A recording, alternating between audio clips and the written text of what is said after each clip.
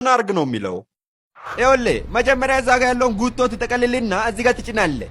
ጉቶ ያልሆኑትን ግን እነ መሰሌ ብለህ ታልፋቸዋለህ። እሺ እዛ ጋር ያሉትን ጉቶዎች ፖለቲከኞች ተብለው ስለተጠቃለሉ እዚህ ጋር እንዳታመጣቸው። እሺ ለምን መሰሌ?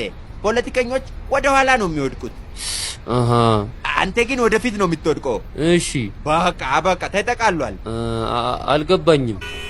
ታዲያ እንዴት አድርጌ ላስገባብህ? ሁልጊዜ አልገባኝም ነው። ሊጫንብህ እንዴ? አዎ በቃ ጫንብኝ። ሁልጊዜ ስጭንብኝ እንጂ መች ነው አዋርተኝ የምታውቀው? ይሄም መንፈስ ወጋሁት። ወይ ስልጣኔ! እነዚህ አህዮች ማውራትም ይችላሉ። አንተ ደግሞ እንደው ሐሳብህ አይጨበጥም። ምን ነው ያመሃል እንዴ? ለድርቅ ጉዳት እየሄድን ስልጣኔ ምን ኧረ ተው።